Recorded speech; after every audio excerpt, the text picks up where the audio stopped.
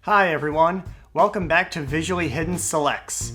I'm Peter O'Brien, and today I would like to talk to you about Boogie Nights from 1997, written and directed by Paul Thomas Anderson and starring Mark Wahlberg, Burt Reynolds, Julianne Moore, Heather Graham, John C. Reilly, Philip Seymour Hoffman, and Don Cheadle. It's a hell of a cast. This was Anderson's second feature film after 1996's Hard Eight, and I know that sounds like a prequel to this film, but I assure you it is not. This film is actually based off of a documentary or mockumentary that Anderson made when he was 18 years old called The Dirk Diggler Story, which was a 30-minute mockumentary about a porn star and his life. He took the idea and developed it further and turned it into a straightforward narrative. And the thing that I find astounding about this whole project is that Paul Thomas Anderson was only 26 years old when he made this film. And it's a very seasoned and polished film. And the film really walks a very fine line between comedy and drama. There are some parts that are hilarious, and there are some parts that are downright tragic. It really does a great job of just finding that balance that exists in real life, and I think that's one thing that's really attractive about this particular film. The basic premise for the film follows a young man named Eddie Adams, played by Mark Wahlberg, who is very well endowed and is basically recruited into the adult film industry. And that's one of the really interesting things about this film. You know, a lot of people will get hung up on the porn aspect of this film, but really it's just a handful of scenes. The film really is just an engaging coming-of-age story about this young man's adventures and misadventures with his surrogate family. And it's really told exceptionally well, and a big part of it comes from the editing and the camera choreography, not just the cinematography, but the way in which the camera just moves through the scenes. A perfect example of that is the opening shot of the film. It's a 3-minute shot that begins outside on a crane and then follows the car down the street, up to the club, through the club, and around the club, and pretty much every single major character is introduced in this first opening shot. There's a number of times where, the camera is just sort of floating through these moments, and then it's just blended together through the edit where it seems seamless. In that regard, it really reminds me of Goodfellas, because that's also telling a big story over several years through these just little vignettes. You know, it's these little moments of the character's life that are stitched together that create the narrative for this story. And really, when you get to the end of this film, much like Goodfellas, the characters are pretty much exactly the same. There really is no arc for these characters. It's just kind of a snapshot of their life and their lifestyle, and how they manage to navigate it and the ups and downs that they encounter during this period of time.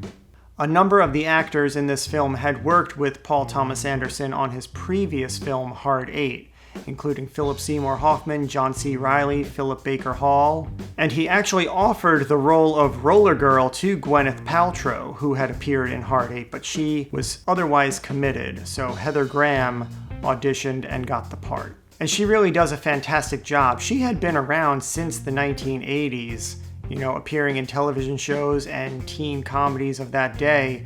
But after Boogie Nights, she really kind of elevated in her career. But the lead character, played by Mark Wahlberg, was actually offered to Leonardo DiCaprio. But he had to pass because of his commitment to Titanic, and so he suggested Mark Wahlberg for the role because they had previously worked together on The Basketball Diaries. And honestly, in my opinion, this is probably Mark Wahlberg's best performance of his entire career. simply because while Leonardo DiCaprio would have done a good job, I feel like he was a lot more experienced by this point in his career, and Mark Wahlberg had only been in a handful of films prior to this, and this is really his first leading role. So I think just that being very green in his career actually became an asset for him in terms of this character and his performance. But I think my favorite performance in this film really is Burt Reynolds. He won the Golden Globe for his performance in this film, and he was nominated for Best Supporting Actor. But he hated this film so much that once it was released, he began to distance himself from it, and he refused to do promotion for it, and that's probably really what cost him the Oscar, because he was the front runner for that particular year's Best Supporting Actor. And it's just kind of a shame, because when you watch this film, he really is doing a tremendous job. He is giving such a strong performance as a genuine character. He's not playing a version of Burt Reynolds that you would have seen in other films in his career. And I feel like it's that stretch that got him the notoriety that he somehow, some way didn't want. I absolutely adore Julianne Moore in this film.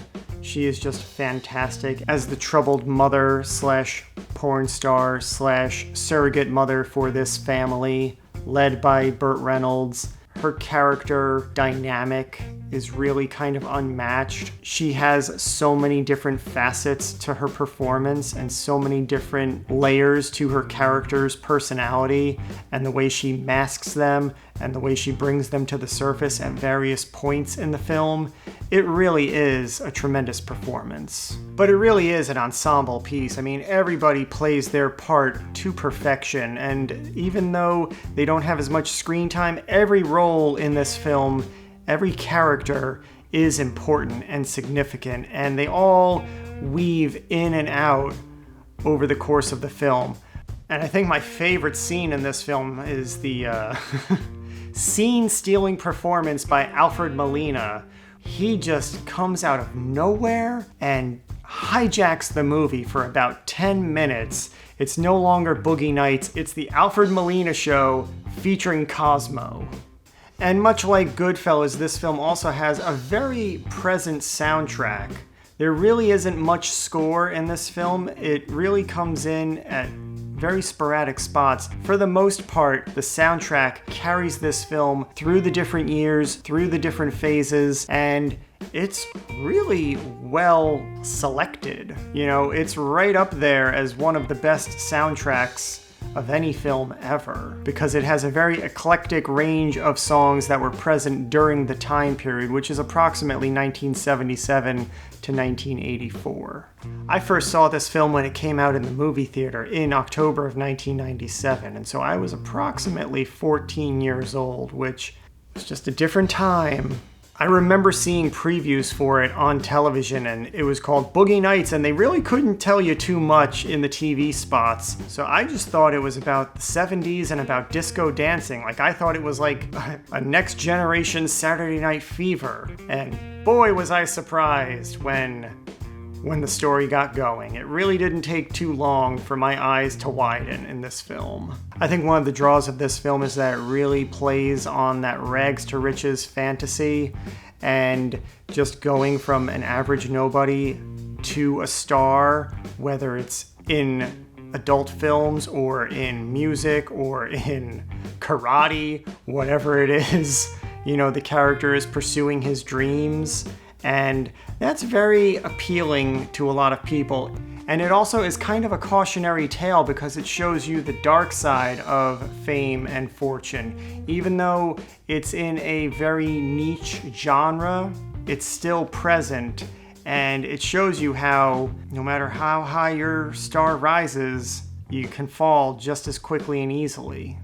I think because the script and the directing and the performances were so strong, it overshadowed the taboo of the storyline and allowed people to look past it, which is something that they were not able to do with Showgirls just a few years earlier. There was a lot of concern that this might fall into that realm, but the words on the page were a lot stronger, and the care that went into the storytelling what was shown and what wasn't shown in the film, I think really went a long way. It was just a matter of a few seconds and this movie would have been rated NC-17 and had a very different life. But because of the care and the craft and the taste of Paul Thomas Anderson as a filmmaker, it really moved in the opposite direction and skyrocketed everybody involved. So that's it for Boogie Nights. I really hope you like this recommendation, and please don't forget to subscribe so you don't miss any future selections. If you do watch Boogie Nights, leave us a comment and let us know what you think of the film. We will be discussing it at length on the next Visually Hidden Selects podcast, so be sure to tune into that. And until next time, see ya.